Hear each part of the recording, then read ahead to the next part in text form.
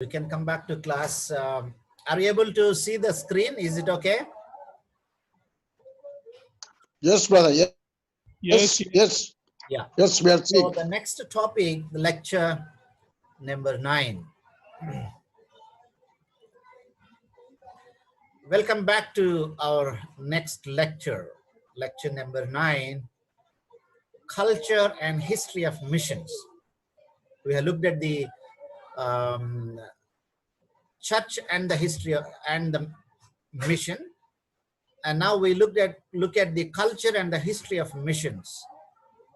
It's almost similar but little different. Culture and the history of missions. Particularly in the pre-World War was the age of conquest. What is the conquest? The British Raj went around the globe with a crusade mindset. It is a conquest. There are some scholars who critically argue, the theological scholars, the gun and the gospel travel together. The British military traveled across the world. Along with them, missionaries also travel. But praise God, a lot of them have done an amazing service to the society, to liberate the oppressed. They went an extra mile to serve, to educate, and to take care of their health issues. And it's an amazing service. But the mission method in some contexts, but not all. Many of them try to relate with the local cultures and they assimilated into the cultures, and some of them stayed back in their countries, and they became one with the people. Particularly like people like David Livingstone and some others, C.T. Studd, and some people who are prominent mission practitioners have done an amazing work. Particularly this man in China, he started China Inland Mission, and he became like a Chinese. You should read the China Inland Mission history. They assimilate into the culture, dress, lifestyle, extremely they became one with the Chinese. There are great people like that. But in this pre-World War, the age of conquest mindset, gospel and Western culture were bound up in the concept of Christianity. Gospel and the Western culture bound up in the concept of Christianity. They came as a package. If you buy a Boost, they give a cup as a bonus, as a free gift.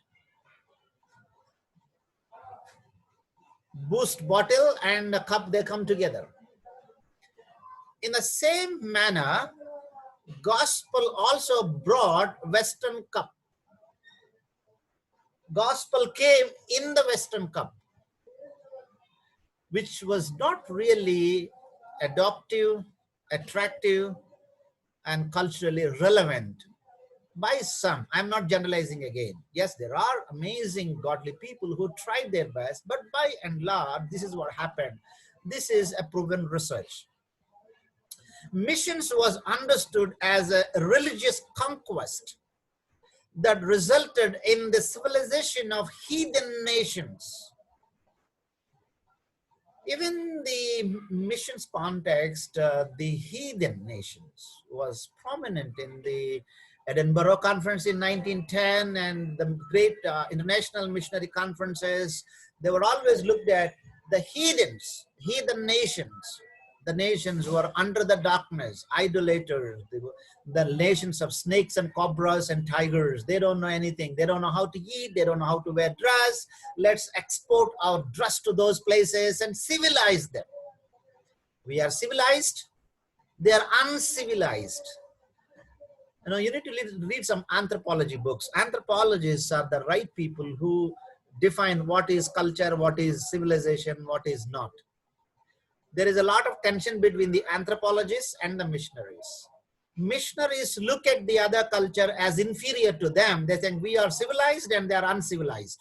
But the anthropologists, what they do is they assimilate into that place, the mud house, and then maybe their lungi, or there may be the banyan they wear, they stay there and they enjoy their culture because they think that's the rich culture of that people we should respect. Maybe you can Google and read the tension between anthropologists and the missionaries. Missionaries always went to different places, and they said they always had a prejudice, thinking that mine is a rich culture, theirs is an evil culture. Let me take my culture. Even now today also the same thing, because I worked in North India. I was in Dehradun. One of the complaints keep on I used to get from people is, you South Indians bring and make us South Indians, South Indian Christianity. It's true also, because my colleagues have done evil so much, and what they see is also true. We try to change them. You are not like us. You are not worshipping like us. You are not sitting like us. You are not greeting like us. There are so many cultural contexts. As we continue to learn, we will learn some. For example, I just pin you, and then I'll go. Of course, you may have questions. As we continue to progress, we will learn. In North Indian culture, the moment a boy comes from outside, if grandpa is sitting there, maybe after a few months he's coming from the hostel. The moment he see grandpa there in the hall, he touches his feet and just goes inside the kitchen and do namaskar to mother, and goes to the father, and maybe he sit with the father and talk. That's the way culture. If that fellow comes to the church, then we ask him to chop off all that. Oh, what you're doing is nonsense. You are not greeting like us. When you come, you should give a shake hand, saying that, hello, sir, how are you doing? And then you should eat with us the way that we eat. There are so many cultural issues. Missions when was understood as a religious conquest. Political conquest, British Raj went around the globe, political conquest. Side by side, missions also, that kind of British Raj conquest that resulted in the Christianizing of heathen nations. Christianizing. Are you a Christian? How do you know that he is a Christian or not? By having Christian culture. How do you know that whether he is a Christian or not? By Christianizing. His name should be Christian. He should be Daniel. He cannot be like a Prakash. If he's a Prakash, no, whether are you a Christian? Oh, is Daniel? Yeah, he's our Christian. Christianizing. That's the reason they went around. Who changed our names? They have changed our names. Of heathen names, and then giving a heathen nation, changing. Converts, of course, I don't want to use this word, but for the sake of study, I'm using. I hate this word. The followers were expected to reject their culture along with their former religion and take on a Christian way of life. When I sit in training centers, I feel pity on my clergy because they cannot be blamed. They're innocent, poor fellows. They don't know. Because their fathers have done it. Their fathers have done it. Because they were taught in that way. They were taught in that way. Christian way of life. Now, even very funny. Even now today, people slowly changed, but still now people say crusades. In Hyderabad, the whole walls are filled with crusades. I think 10 years now, no Western is coming because government made strict rules. But 10 years back, these Western fellows, they bring some money, and then the American white face will be there at one side, and around the white face, there will be some brown faces, all the Indian faces, and some pastors around. No, big wall posters everywhere, the whole city filled with that. What is the name? Crusade. It is a religious conquest. It is not witness. We have done it. We have done the sin of religious conquest in this country, and particularly in the African context also. That's why Africans are well advanced than Indians. Africans threw out all these white guys. They said, we don't want your Christianity. You see, the African Christianity is very indigenous. Even now, the African Christians are prominent preachers in America now. They took over Christianity. But India is still with the kind of hanging on the tail of conquering religious conquest to the West. Maybe it's a time now. Government is refining within 10 years now. I think everybody have to leave the tail of the Western way of lifestyle. You know. So converts were expected in that way. The post-World War II, the age of contextualization. I was talking about the pre-World War view context, but still in India, we are in the pre-World War type. And the post-World War II, the age of contextualization due to decolonization. What is decolonization? In the post-World War, after the Second World War, most of the nation throughout the British Raj outside their boundaries. Most of the countries got independence. Even we got independence in 1947. Post-World War, started having a decolonization, means indigenization, Swadeshi. Even India, we see Bharat Mata, a kind of patriotic spirit, patriotism started bubbling, you know, people started picking up the patriotism. Of course, we are still yet to get it. And the building up of independent nations, there was increasing sensitivity to the value of other cultures. The pre-World War, conquering mindset, bringing people to the Christian culture. But in the post-World War, because of a lot of indigenization, contextualization, there is a contextualization. People start talking about it. Decolonization happened. Slowly, people started thinking about sensitivity to the value of other cultures. Sensitivity to the value of other cultures. When people started talking about it, evangelicals were so stiff-necked. They said, oh, we are so much frightened of, what is that? Acculturation, syncretization, you know, everything. The moment you talk about sensitivity, they say, oh, we need a thick line. We need, no. When an individual is rooted in God's word, he will not be syncretized. He will be strong in the Lord. When an individual is taught and trained to be holy in inside and outside, he will not be syncretized. But instead of helping the individual to be rooted in Christ and helping the individual to be the disciple of Christ, so much focusing on syncretism and this and that. So we lost really disciples. So there was much talk of the need for missionaries to contextualize the gospel, particularly in 1977, and a lot of publications started publishing. One of the prominent journal in missiological context, International Bulletin of Missionary Research. International Bulletin of Missionary Research is the premier international journal for missiology studies. They started publishing. And a lot of journals started publishing about contextualization. When? It was in 1977. But still in 2021, the moment you talk about contextualization in India, people cannot tolerate. People think, oh, he is syncretizing. Arey Baba, in 1977, even the Western fellows, they thought we are fools. We have went around and conquered with the British type of mindset. Let's repent. They repented in 1997, 98, and they started publishing. But we are still holding on the tail of the West. We want to be more loyal to the West. I don't know why. The Christian church at large. The moment we say contextualization, now everybody will be so alert. I still remember in 2009, I published a few articles, and by then I did my research in MTH in contextualization. I published the book also. One of my leader, he was about to hold my collar. The only thing he did not beat me. He said, what kind of nonsense you are talking? Contextualization. We have nothing to do with that. We are Bible believing.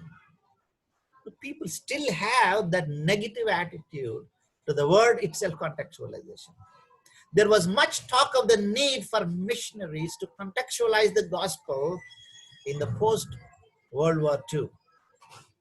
The impression of Western customs on the part of missionaries was criticized as cultural imperialism. What is cultural imperialism? My culture is superior and your culture is inferior. Imperialism. Because British went around and they exhibit that imperial spirit. That's the reason today, even now, the Indians are having a kind of anger towards Christianity. There is a lot of study on that. We need to understand a bigger context. We should not simply go and say, oh, they are persecuting. Persecution has a bigger context. There is a huge context we need to study. They're not persecuted because of the Christ. There is a huge context behind that. They are so angry towards that imperial white skin. Of course, my Christians all the time they come back to say that, oh, Britishers have built the bridges, they have done great things. Yes, they have done great. At the same time, they have looted also. How come that those nations became so rich? No, they have looted the raw material across the globe. Of course, they did some good things. They have done better things. There are so many good people. There are some godly believers who have done it, but not the British Raj. It is the mission-minded people who have done good things. But the British Raj has looted across the globe. Otherwise, a small nation. How can the whole wealth stagnated there? Of course, they are good in science and they have developed everything. But there is another history. This is what the post-colonial history. Pre-colonial, no, they have written their glory, their grace, their. But still, we are like ignorant people. We need to come back and look at the things like a post-colonial understanding of the history. We need to understand the structures, the deep down of the structures. Don't misunderstand me that I'm talking like a Hindu. No, I'm talking like a research scholar. This is the research that's happening even in the theological circles. There was much talk of the need for missionaries to contextualize the gospel.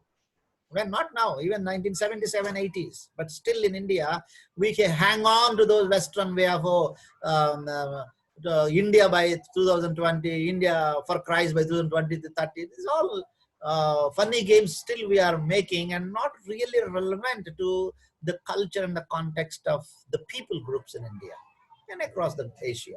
The imposition of Western customs on the part of missionaries was criticized as cultural imperialism. But we are not doing that today. The age of contextualization. The World Council of Churches agreed that, I'm not a member of one World Council of Churches. Evangelicals blame that and evangelicals say they are liberals.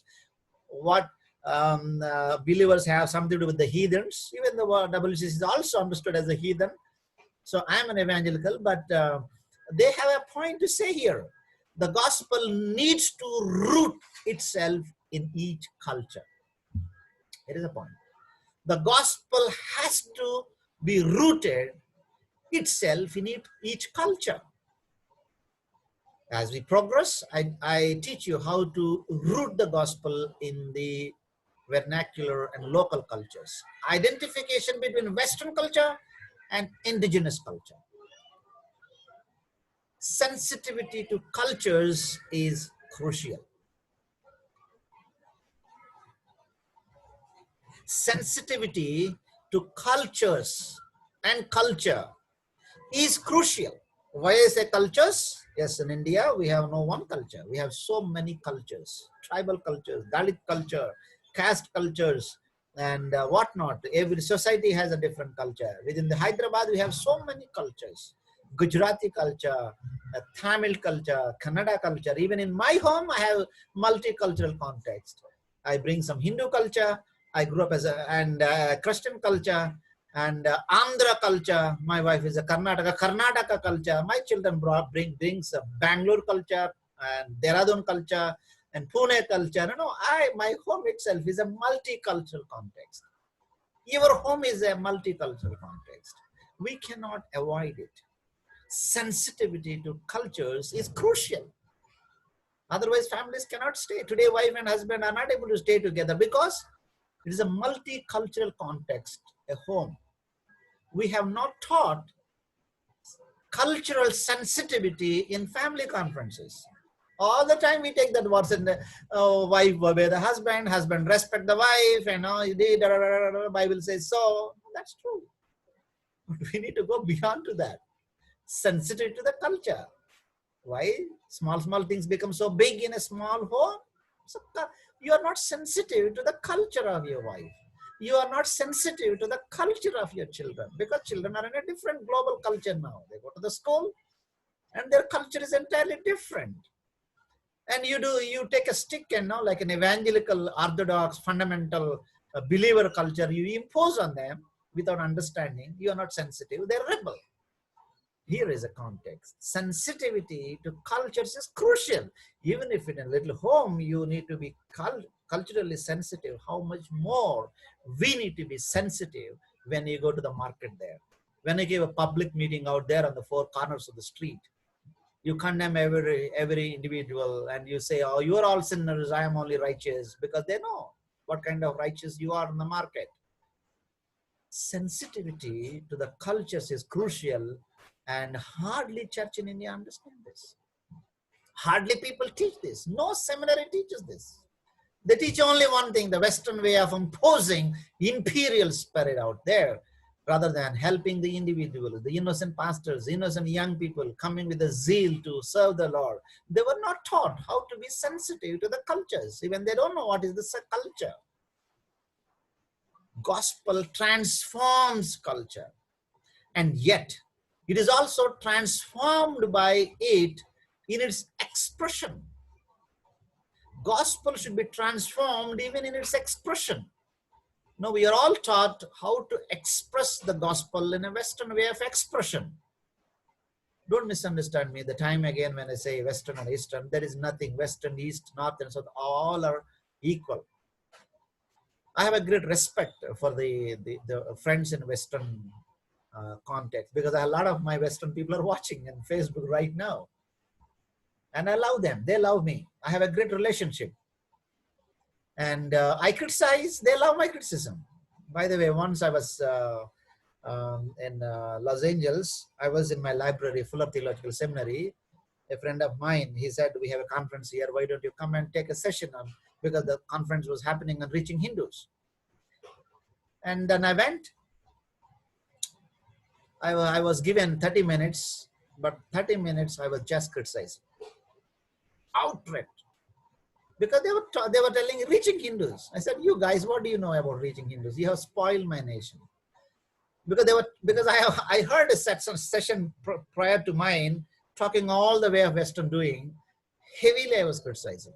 I said, you fellows have destroyed my country, destroyed my Dalit leaders who are only after money, and you build kingdoms but not God's ministry. You know, we have a table discussion after the session. We had to discuss. A few friends, the Western friends were discussing, and one guy, he was, after the set, he said, I will give you a drive, because I had to go to my room where I rented. I don't have a car. And he was driving and he asked me, I think there is a truth in you. We have a ministry in Hyderabad. Can you help us? And I said, what is it?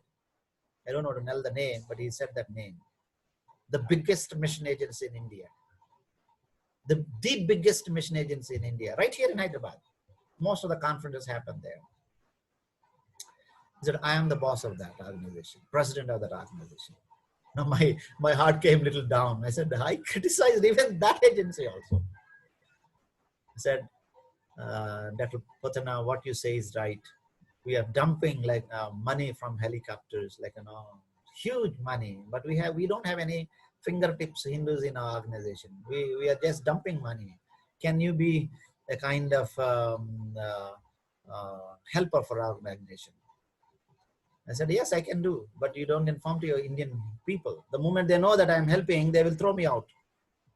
I was a consultant for that organization 2 years.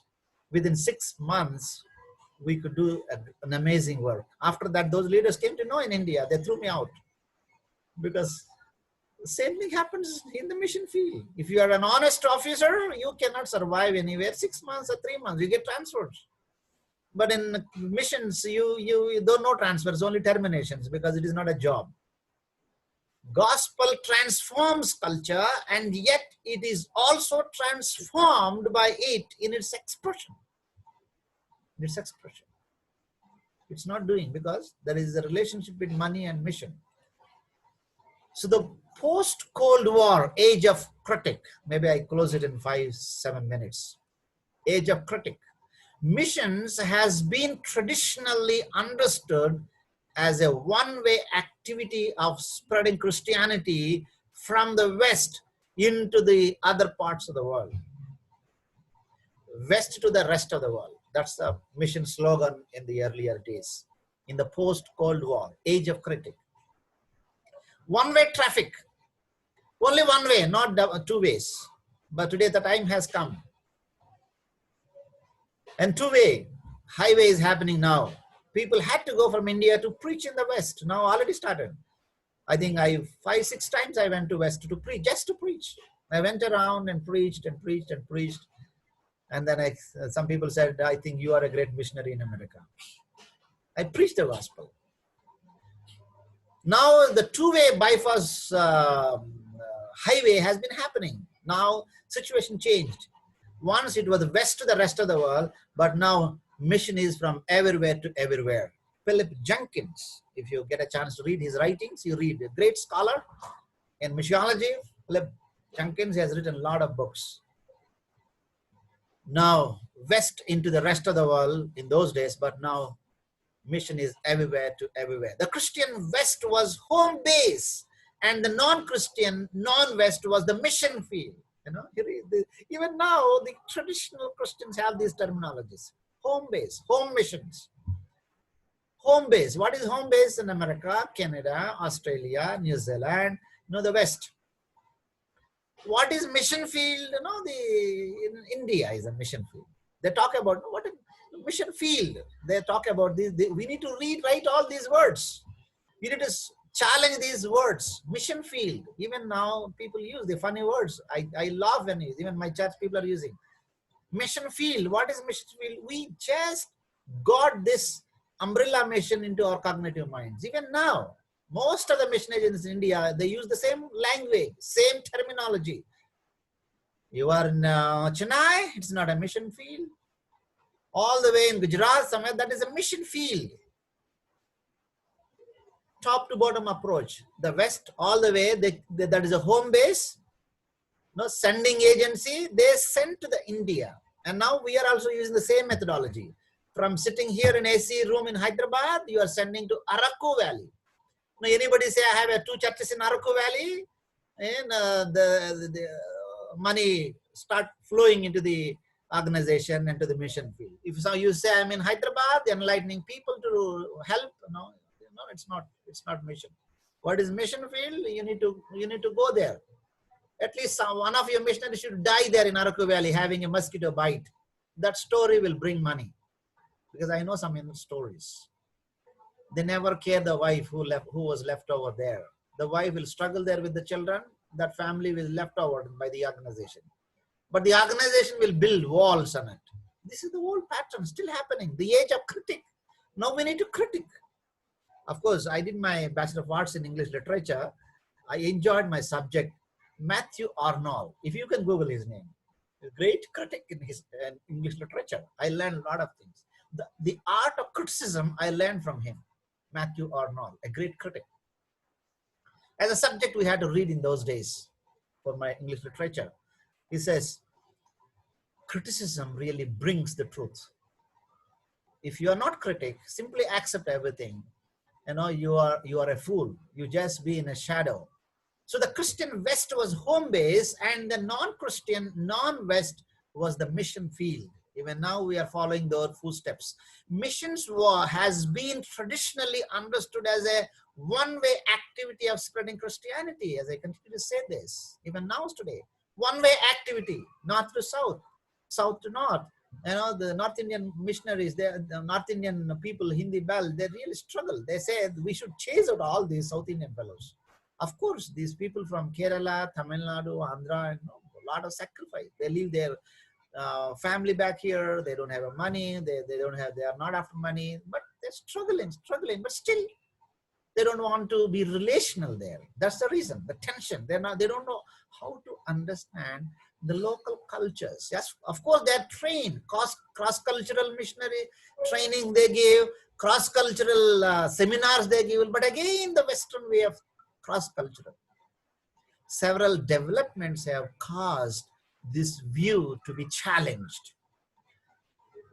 The dramatic growth and vitality of the church in the non-West paralleled by the marginalization of the church in the West. And people groups, not geographically territories, have become the means of evaluating missionary needs. And mission was defined as the nature and responsibility of the whole church. Mission was defined as the nature and responsibility of the whole church. Of course, we are coming to close. Within a few minutes, we close it. The post-Cold War age, again in 1980s, Leslie Newbegin. I posted his book, one of his books. I think you're reading. A great scholar. A returned British missionary to India declared Western culture to be the most difficult missionary frontier in the contemporary world. Actually, it is very difficult to understand Western culture. It's very easy to understand Indian culture, but we made it complicated. We made it ulta. We made it difficult to understand Indian culture, and we made it easy to understand the Western culture. But Leslie Newbegin makes this very clear: the most difficult missionary frontier in the contemporary world, and the one of the the churches have been, on the whole, so little conscious. Newbegin's subsequent work brought serious attention to the missionary problem of the West, was spawned a developing missiology of Western culture. Missiology of the Western culture. This movement is marked by several key features. Number one, a thorough critique of Western culture. It's not you and I, even they themselves are criticizing now. They say, hey, we have done enough damage in the Asian context, let's rework. And now a lot of Western missionaries are regretting, and they are trying to understand what is contextualization. By the way, best sitar musician in Christian context in India is an Americans, one or two of them. In Varanasi, here and there, they go around and they are understanding, they're trying to be more contextual, but they are heavily criticized by Indian mission, so-called mission workers. The thorough critique of the Western culture, and a reflection of what is the gospel and how does it addresses us in this culture. We need to redefine what is gospel and how does it address us in this culture. How the gospel can address in this culture, in my home-based culture, and an openness to the insights of non-Western Christians. And now, grateful to God for these Western people, now they are giving high priority to the non-Western Christians. Even when I go to US, they give me a red carpet. And they really respect me for the way that I am what I am. I don't pretend that I am American. I said I am an Indian. But I respect your culture. They respect my culture. I respect their culture. They kind of mutual respect and mutual interaction, learning from one another. I learn from them. You know, it's an amazing culture, a great wealth to learn from them. In the same way, there is a great wealth in Indian culture for them to learn. It is a reciprocal giving and taking. Renewal of the missionary calling of the Western church to its own culture. A reapplication at home of methods used to reach other cultures. Here ends the lesson today, and we come back tomorrow.